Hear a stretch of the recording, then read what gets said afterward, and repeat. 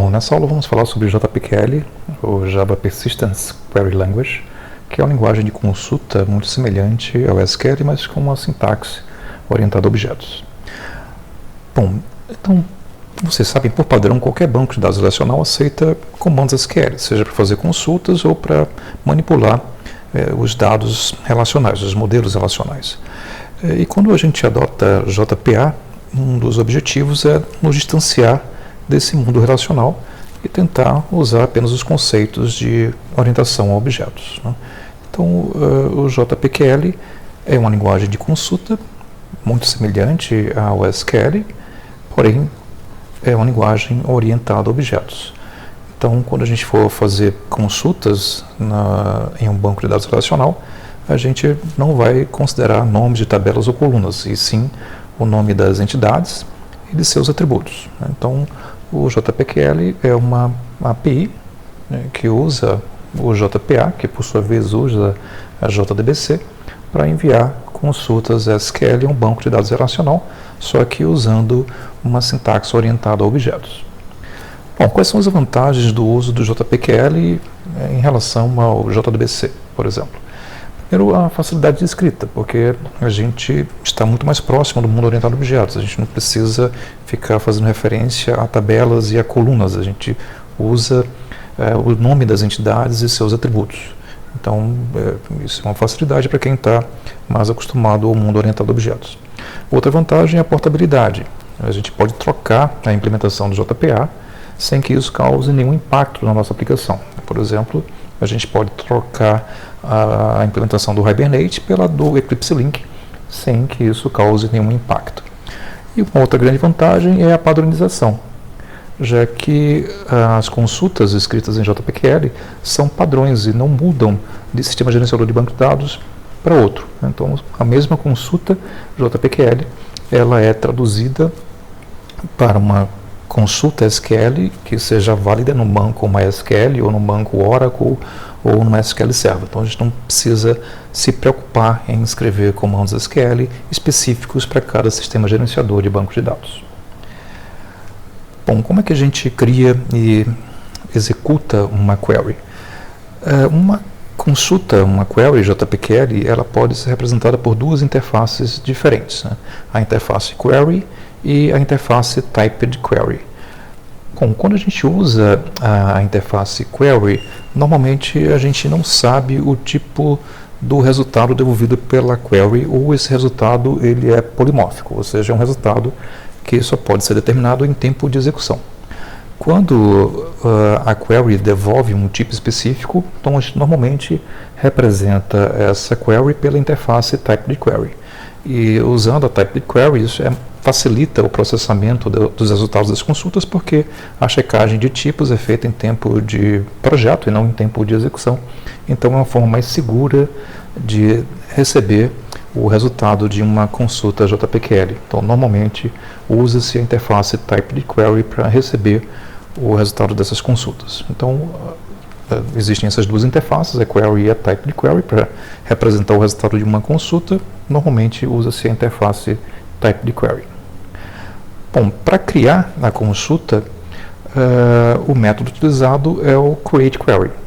Então, o createQuery é um método do Entity Manager que pode ser usado para criar um objeto tanto do tipo query ou typed query. Então, não importa se a consulta está sendo representada pela interface query ou pela interface typed query, o método createQuery é usado para devolver os dois tipos de objetos. Bom, quando a gente usa a interface query, o método createQuery espera um único argumento, que é a consulta JPQL. Já quando usamos a interface typedQuery, então além da consulta JPQL, o método createQuery também espera a classe, que representa o tipo dos objetos devolvidos pela query.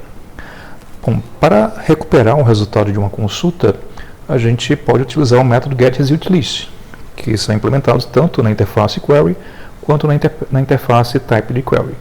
Então a gente cria a query através do método createQuery. Essa query pode ser representada tanto por um objeto do tipo query ou typedQuery, normalmente um typedQuery, e para recuperar o resultado da consulta, usamos o método getResultList se o resultado da consulta for uma lista de objetos. Se for apenas um objeto, existe um outro método chamado getSingleResult. A gente pode falar sobre ele um pouco mais adiante. Bom, então aqui eu tenho um exemplo da criação de uma query através da interface query. Então estou definindo uma variável do tipo query aqui, chamada query, usando o método createQuery do Entity Manager. Estou instanciando um Entity Manager aqui. E o argumento dessa query, do método createQuery, é essa consulta JPQL, um select C from conta C. Isso aqui é equivalente a um select asterisco from da tabela de contas. Né? A gente vai falar sobre essa sintaxe um pouco mais adiante, mas aqui seria equivalente a um select asterisco from conta. Lembre-se que o nome da tabela é tbconta, como a gente padronizou lá no JPA. Aqui a gente faz referência ao nome da entidade e não ao nome da tabela. Bom, para recuperar o resultado dessa consulta, a gente usa o método getResultList da interface query e atribui isso a uma lista de objetos da classe conta. Então, depois, estamos usando aqui a classe Spons para transformar essa lista em uma lista de objetos JSON.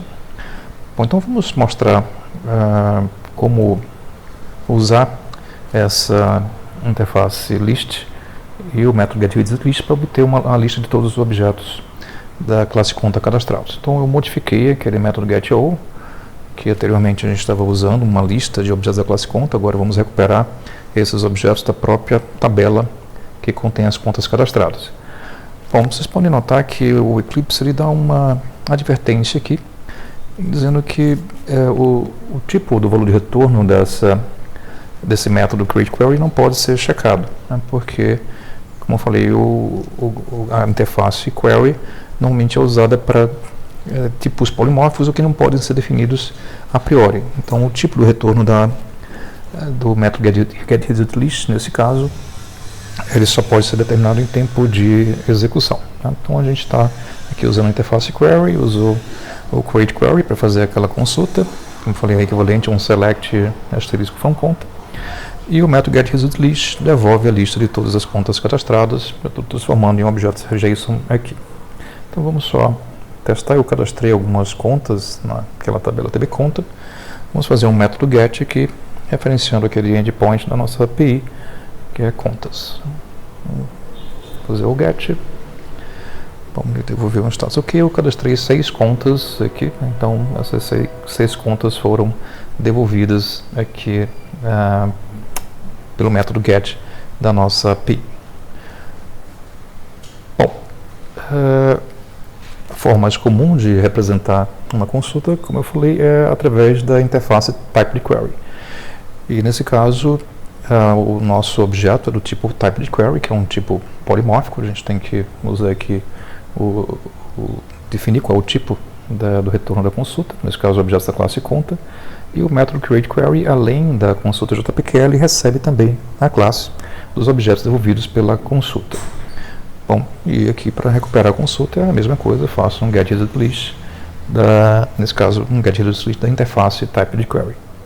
E ele vai me devolver todas as contas cadastradas e depois novamente transformo em uma lista de objetos JSON aqui. Então vamos reescrever aqui a nossa consulta usando a interface TypeDQuery. Vamos passar a conta como parâmetro, o método createQuery, espero também a classe dos objetos devolvidos, né, por essa consulta. Okay. Aqui o resto mesmo, notem que agora sumiu aquela advertênciazinha aqui, porque o método getResultList agora devolve realmente uma lista de objetos da classe conta, já que o TypeDQuery ele devolve uma lista de objetos específicos. Né. Vamos só vou restartar aqui o servidor. A gente fez uma modificação aqui na nossa classe conta resource. Ok, vamos executar novamente a mesma consulta. Né? Deve devolver o mesmo resultado.